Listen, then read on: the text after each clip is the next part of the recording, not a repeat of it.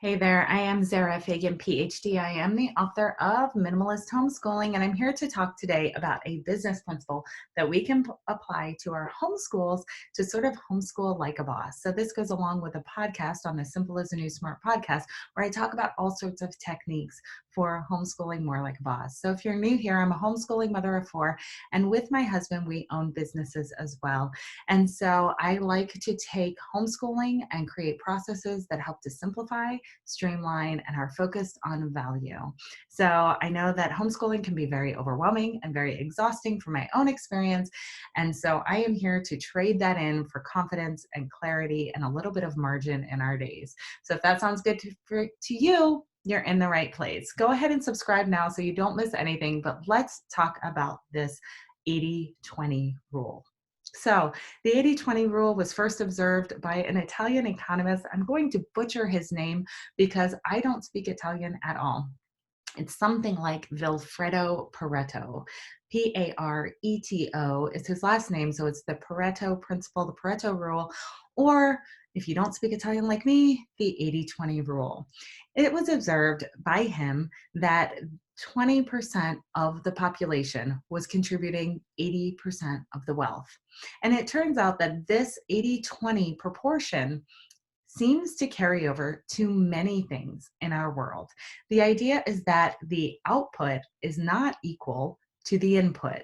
There isn't a balance. If you input X, you're not necessarily going to get out X. There seems to be a multiplier here, where some things have more impact, more weight than others.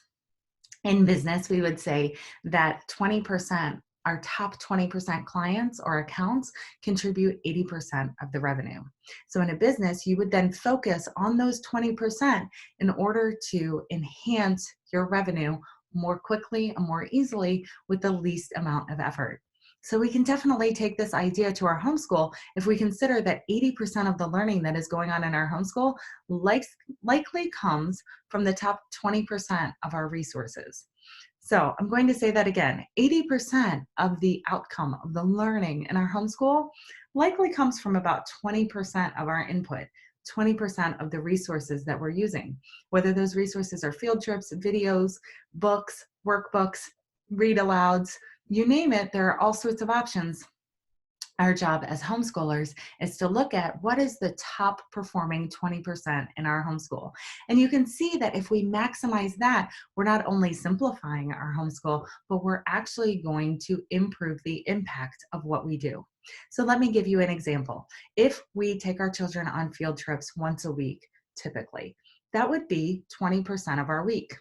If we find that they are absorbing a ton from their field trips, and actually the majority of what they learned all week was from those field trips, this is particularly true in young children, then we would say that that is our top performing 20%, and 80% of the learning is coming from that one day. Now, we may say that it's not realistic for us to go on field trips every single day, Zara, but we can do more of the things that simulate field trips in our home in order to maximize our impact. So my question to you would be, what are your top 20% performing resources in your homeschool? And what are your bottom 80%? So if you think about 80% of the outcome in your homeschool, 80% of the learning, what are your top 20% that's actually getting you to that point? How do you do more of those? And how do you sort of purge some of the things that are less impactful? So that's what I have for you today, guys. Make sure you go ahead and subscribe. Check out the podcast episode that has a whole lot of business tips and tricks that can be translated into homeschooling so you can homeschool like a boss. I'll drop the link down below.